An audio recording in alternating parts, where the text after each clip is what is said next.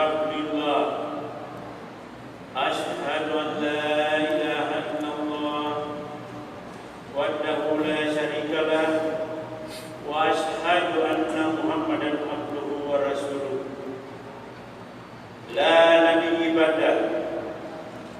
Allahumma shalli ala Muhammad wa ala alihi wa sahbihi wa man tabi'ahu. Amma ba'd. Fa ya ibadallah, usikum bi taqwallah. Wa qala Allah ta'ala, ya ayyuhallazina amanu taqullaha haqqa tuqatih wa la tamutunna illa wa antum muslimun. Jamaah Jumat rahimakumullah, marilah kita senantiasa memanjatkan puji syukur kehadirat Allah Subhanahu wa taala atas limpahan rahmat yang diberikan kepada kita. Pada hari ini kita hadir di masjid ini untuk memenuhi kewajiban kita, untuk memenuhi panggilan Allah Subhanahu wa taala dalam rangka melaksanakan sholat Jumat. Setelah 11 bulan kita menjalani kehidupan, tentu banyak dosa-dosa yang telah kita perbuat, baik dosa-dosa terhadap Allah Subhanahu wa taala, yaitu apa yang diwajibkan kepada kita, kita kadang tidak melaksanakan. Apa yang dilarang, kita laksanakan. Begitu juga terhadap sesama manusia. Kita banyak kesalahan-kesalahan antara sesama manusia dalam bergaul sehari-hari. Alhamdulillah, kita patut bersyukur kehadirat Allah Subhanahu wa taala karena umur kita masih dipanjangkan. Kita bisa bertemu kembali bulan suci Ramadan yang penuh berkah dan penuh ampunan. Bulan Ramadan ini penuh berkah. Banyak ibadah-ibadah yang dilipat gandakan oleh Allah Subhanahu wa taala. Malam Lailatul Qadar lebih baik dari 1000 bulan. Itu kalau dihitung 83 tahun. Hanya semalam. Ada ibadah puasa, amalnya diberikan oleh Allah. Dan kalau kita melaksanakan ibadah puasa ini dengan sebenar-benarnya, kita diberikan gelar oleh Allah Subhanahu wa taala orang yang termasuk golongan yang bertakwa kepada Allah Subhanahu wa taala.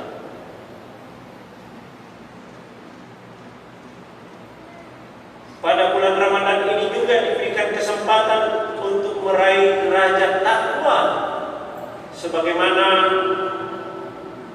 dalam surat Al-Baqarah ayat 183. Bismillahirrahmanirrahim. Ya ayyuhallazina amanu kutiba alaikumusiyam kama kutiba alal ladzina min qablikum la'allakum tattaqun. Artinya, wahai orang yang beriman, diwajibkan atas kamu berpuasa sebagaimana diwajibkan orang-orang sebelum kamu, agar kamu bertakwa.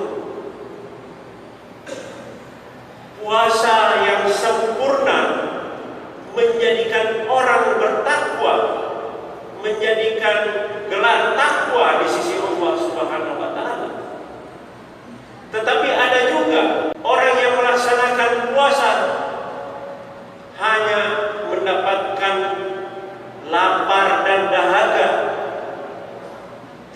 mendapatkan apa-apa, karena ketika dia berpuasa masih tetap membicarakan hal-hal yang dilarang oleh Allah, mengguncing orang, menggibah orang,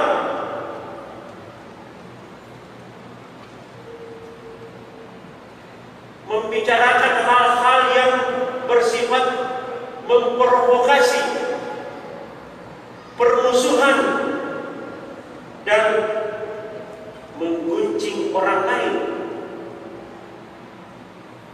Dalam hadis riwayat Bukhari yang berbunyi, barang siapa tidak meninggalkan perkataan dusta dan mengerjakannya, maka Allah tidak perlu puasanya yang hanya meninggalkan makan dan minum.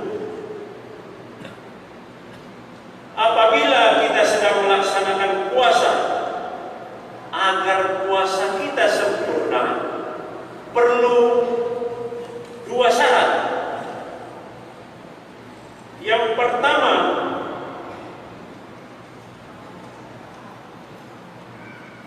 kita menahan lapar dan dahaga, tidak makan dan minum. Tetapi kita juga tidak boleh membicarakan kejelekan orang. Jamaah Jumat rahimahumullah,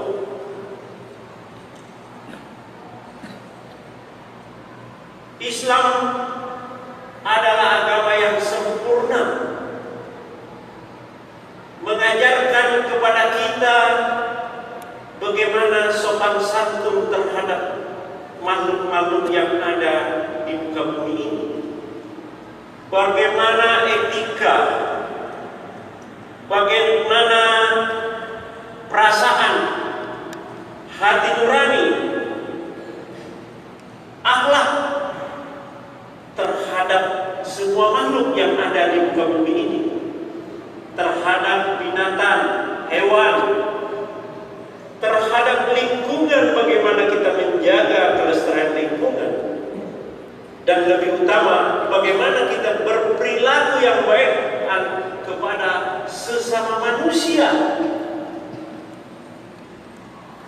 Sebagai agama yang mulia, Islam mengharuskan kita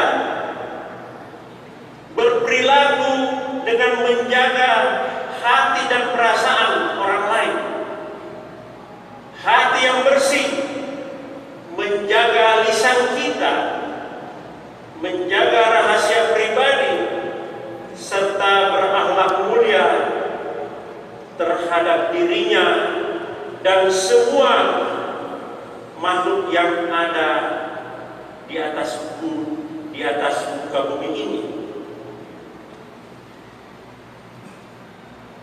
Kita harus menghormati, menjaga perasaan sesama manusia, sebagaimana firman Allah dalam surat Al-Hujurat ayat 12 yang berbunyi, Bismillahirrahmanirrahim. Ya ayyuhallazina amanu istanibu katsiran minas sanni inna ba'das sanni ismun wa la tajassasu. Artinya, hai orang yang beriman, jauhilah kebanyakan buruk sangka atau kecurigaan, karena sebagian dari buruk sangka itu adalah dosa, dan janganlah suka mencari-cari keburukan orang lain. Pesan Al-Quran ini merupakan jawaban dari fenomena yang sedang kita alami saat ini. Karena kemajuan ilmu pengetahuan dan teknologi informasi, ada yang namanya media sosial sekarang ini lagi menimpa tengah-tengah kita dan kita gemar sekali menggunakan media sosial, yaitu saling menyalahkan, saling menjelek-jelekkan, mempererat silaturahim, saling mengajak untuk berbuat kebaikan. Tapi yang terjadi malah sebaliknya. Media sosial ini, kemajuan ilmu pengetahuan dan teknologi informasi ini menjadikan kita saling menggibah antara satu sama lain. Kita bisa lihat, dulunya kita berangkat haji itu lamanya berbulan-bulan baru sampai di tanah suci karena kita menggunakan kapal laut. Sekarang ini hanya hitungan jam bisa kita sampai di tanah suci.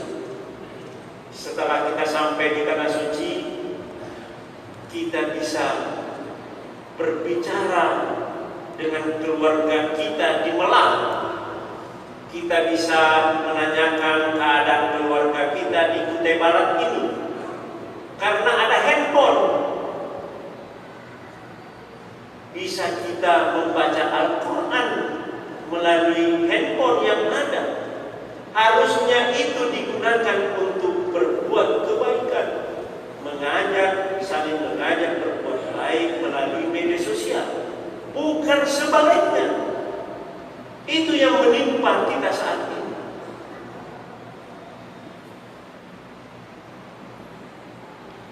Karena perbuatan menggunjing itu atau mencari-cari kesalahan orang lain dilarang, karena menyebabkan rusaknya kehormatan seseorang, merusak hati dan ketentraman masyarakat, serta mengganggu keamanan dan ketertiban. Perbuatan menggunjing merupakan salah satu dosa besar yang membinasakan dan merusak agama para pelakunya, baik sebagai pelaku maupun orang yang ikut mendengarkannya.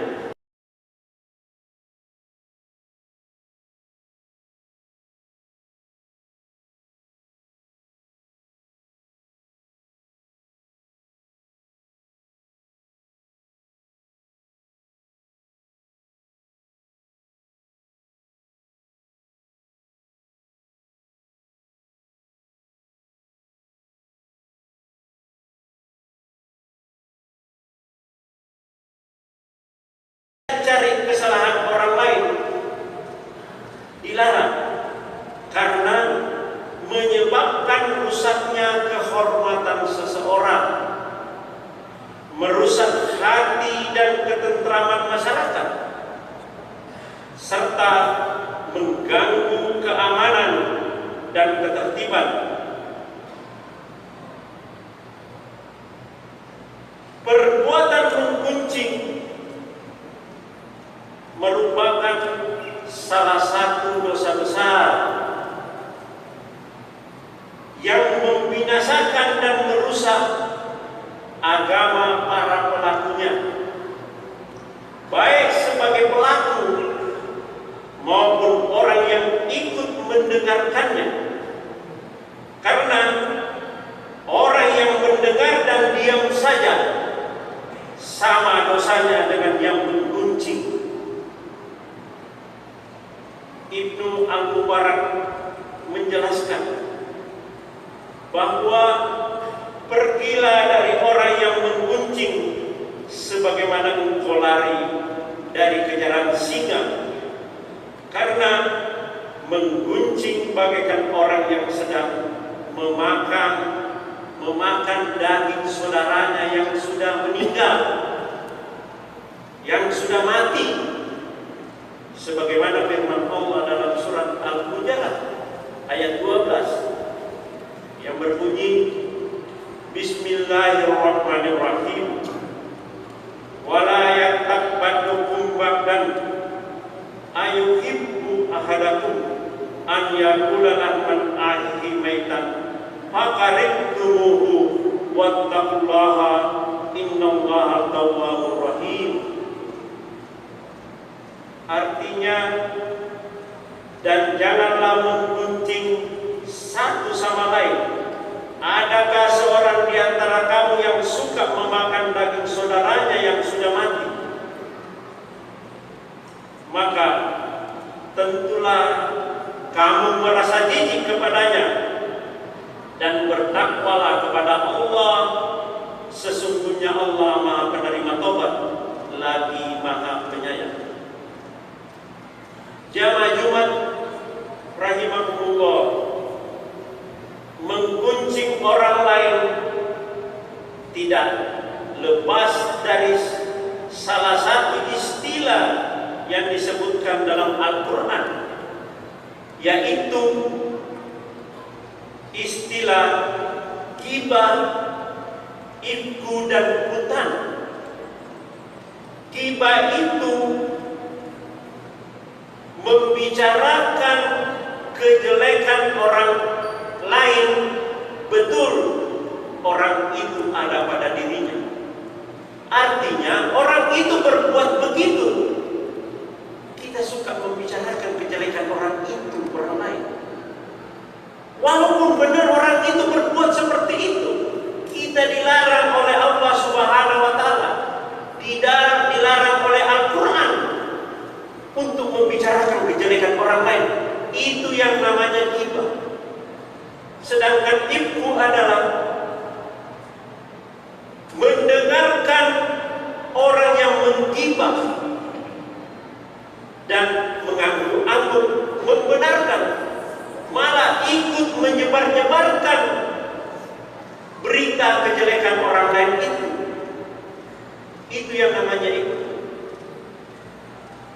Kalau buta menceritakan kejelekan orang lain, tidak benar orang itu berbuat seperti itu.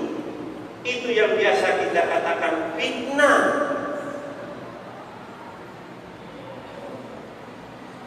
Menggibah atau menggunjing adalah sesuatu yang dapat dipahami sebagai menghina, baik berupa perkataan, isyarat, gambar, tulisan terhadap diri seseorang, baik berupa fisik, akhlak, keturunan, dan agamanya. Mendengarkan orang yang menggibah dan mengangguk-angguk membenarkan, malah ikut menyebar-nyebarkan berita kejelekan orang lain itu yang namanya itu. Kalau buta menceritakan kejelekan orang lain, tidak benar orang itu berbuat seperti itu. Itu yang biasa kita katakan fitnah.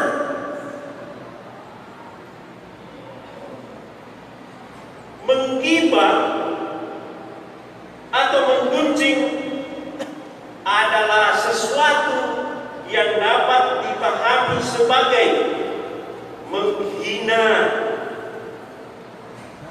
baik berupa perkataan, isyarat, gambar, tulisan terhadap diri seseorang, baik berupa fisik, akhlak, keturunan, dan agamanya. Barang siapa yang mencela ciptaan Allah, sama saja mencela pencipta. bertanya,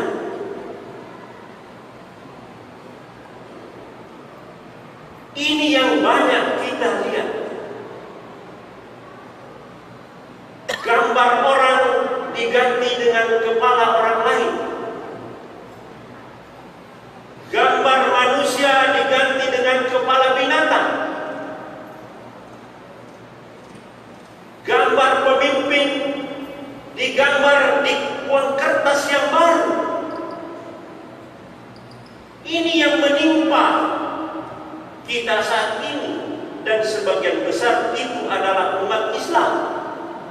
Ribuan tahun yang lalu Al-Quran sudah mengingatkan kepada kita, jangan menggibah orang. Karena menggibah orang sama dengan mencela penciptanya, yaitu Allah Subhanahu wa Ta'ala. Seburuk-buruk gibah adalah menggibah para pemimpin, para ulama, para orang-orang yang mengajak berbuat kebaikan dan kebenaran.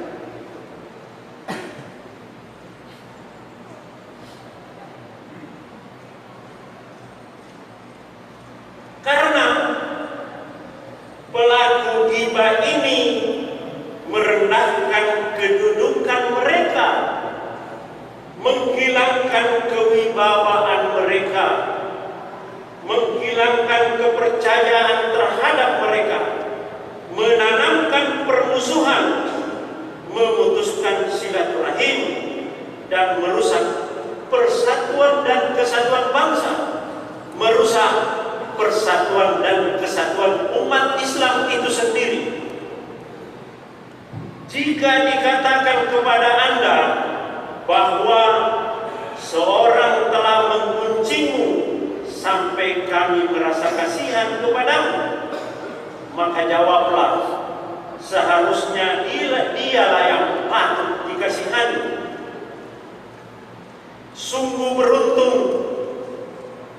orang-orang yang bisa menahan diri, tidak menggunjing orang lain, karena dia lebih banyak waktu untuk mengoreksi dirinya sendiri, lebih banyak waktu untuk memperbaiki dirinya sendiri, sehingga kita bertakwa kepada Allah Subhanahu wa Ta'ala, berpegang kepada aturan-aturan Al-Quran, kemudian menghadap kepada Allah Subhanahu wa Ta'ala dengan khusyuk, lisan yang jujur dan ikhlas, mencintai saudara-saudaranya sesama manusia, sebagaimana firman Allah dalam surat Al-Hasr ayat 10. Bismillahirrahmanirrahim. Rabbana ighfir lana wa lil walidayna sabaquna bil iman wa la taj'al fi qulubina illa lil ladzina amanu rabbana innaka ra'ufur rahim.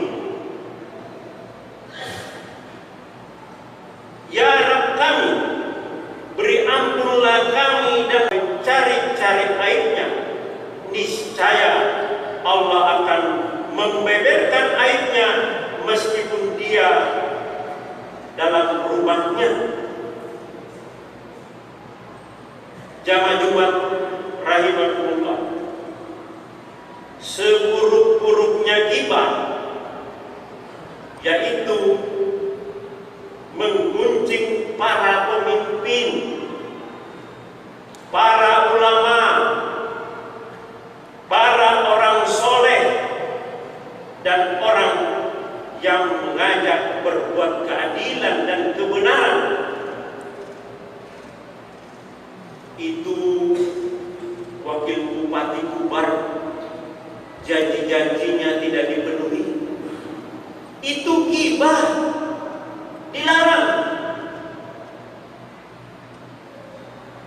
Itu sholat tarawih tadi imamnya tidak fasih bacaan Al-Qur'annya, menggibah. Itu Kapolda ngapain lagi khotbah? Harusnya ngurus orang yang nyuri-nyuri aja lah. Itu menggibah Kapolda, pemimpin. Seburuk-buruk gibah adalah menggibah para pemimpin, para ulama, para orang-orang yang mengajak berbuat kebaikan dan kebenaran.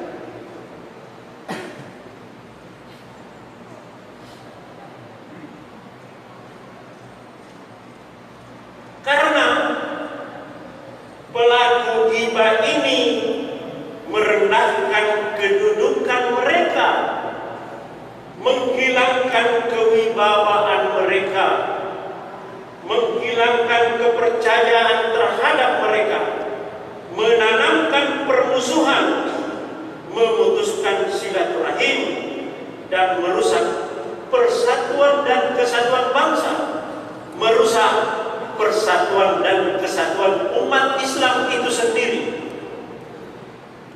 Jika dikatakan kepada Anda bahwa seorang telah mengkuncimu sampai kami merasa kasihan kepadamu, maka jawablah, seharusnya dialah yang patut dikasihani. Sehingga kita bertakwa kepada Allah Subhanahu wa Ta'ala, berpegang kepada aturan-aturan Al-Quran, kemudian menghadap kepada Allah Subhanahu wa Ta'ala dengan khusyuk, lisan yang jujur dan ikhlas, mencintai saudara-saudaranya sesama manusia, sebagaimana firman Allah dalam surat Al-Hasr ayat 10. Bismillahirrahmanirrahim. Rabbana ighfir lana wa lil walidayna sabaquna bil iman wa la taj'al fi qulubina illa lil ladzina amanu rabbana innaka ra'ufur rahim. Ya Rabb kami, beri ampunlah kami dan saudara-saudara kami yang telah beriman lebih dahulu dari kami, dan janganlah Engkau membiarkan kedengkian di dalam hati kami. Sungguh Engkau Maha Penyantun lagi Maha Penyayang. Tidak boleh ada rasa dendam di dalam hati kita. Tidak boleh ada rasa dengki di dalam hati kita. Karena kalau ada rasa dengki, rasa dendam di dalam hati kita, tentu kita akan mencari-cari kesalahan orang itu. Kita berusaha menjelek-jelekan orang itu. Kita akan membicarakan kejelekan orang itu kepada orang lain. Itulah yang dikatakan menggibah.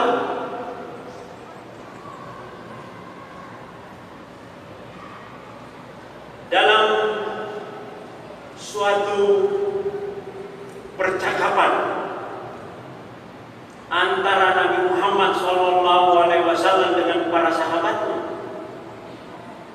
Nabi Muhammad bertanya kepada para sahabat, wahai sahabat, tahukah apa yang dimaksud dengan orang bangkrut? Ada sahabat yang menjawab, orang bangkrut itu ya Rasulullah, orang yang tidak punya uang, orang yang tidak punya dinar, tidak punya harta, itu orang bangkrut. Nabi Muhammad menjawab, bukan itu yang dimaksud orang bangkrut. Yang dimaksud orang bangkrut itu adalah orang yang rajin sholat,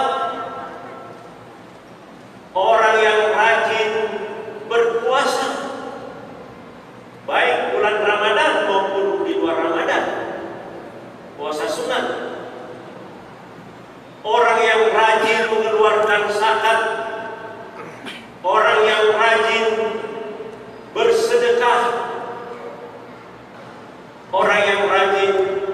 sholat tahajud, orang yang rajin sholat duha, orang yang rajin sholat Jumat, seperti kita-kita ini.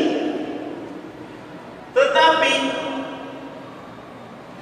ketika orang ini dengan penuh percaya diri, amal ibadahnya banyak, semua perintah-perintah Allah dilaksanakan, tentu banyak amalan saya. Tetapi ketika dihitung nanti amal di akhirat, amalannya habis. Kemana amalnya itu? Amalnya itu diberikan kepada orang yang digibah. Kalau amal ibadahnya sudah habis, dosa orang yang digibah itu diberikan kepada dia. Sungguh celaka, sungguh menjadi orang bangkrut. Kita rajin beribadah, tetapi juga rajin menggibah orang sesama semasa kita hidup. Pahalanya habis. Tarawih, bulan Ramadan, puasa, pahala itu hilang karena kita menggibah orang.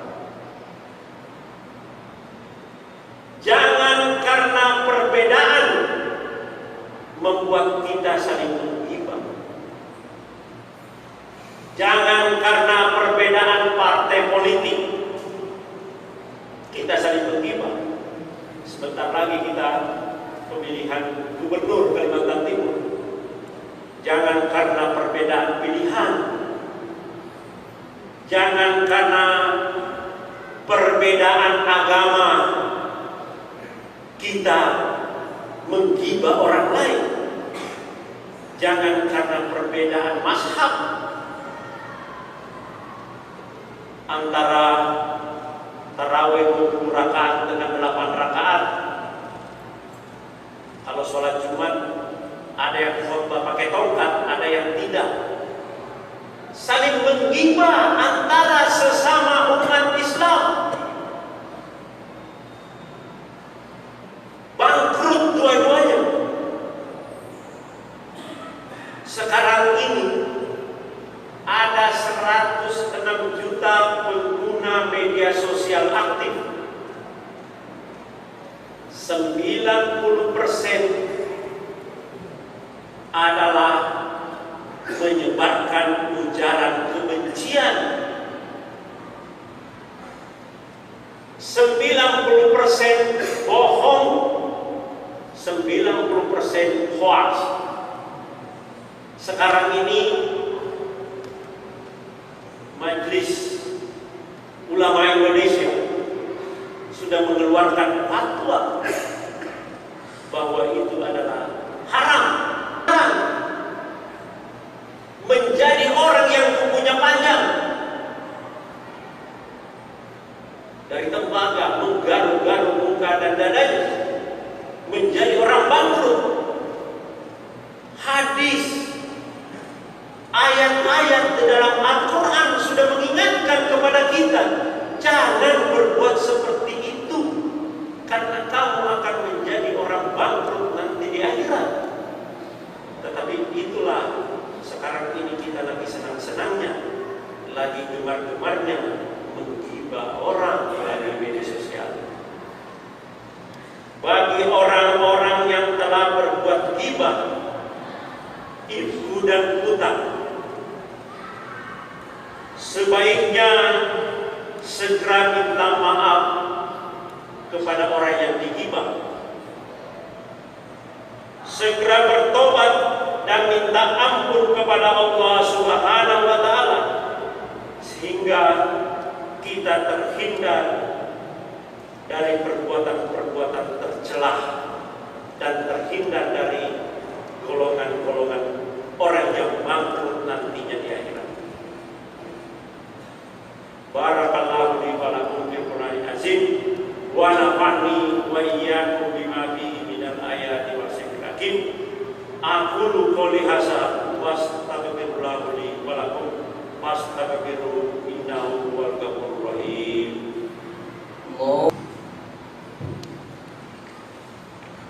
Alhamdulillahi hamdan katsiran kama amar. Wa asyhadu an la ilaha illallah wahdahu la syarika lah. Wa asyhadu anna Muhammadan abduhu wa rasuluh. Allahumma salli wa sallim ala sayyidina Muhammad wa ala alihi wa ashabihi wa min tabi'ahum bi ihsan ila yaumiddin. Amma ba'd. Fa ya ibadallah ittaqullah haqqa tuqatih wa la tamutunna illa wa antum muslimun. Innallaha wa malaikatahu yusholluna 'alan nabi. Ya ayyuhallazina amanu shallu 'alaihi wa sallimu taslima.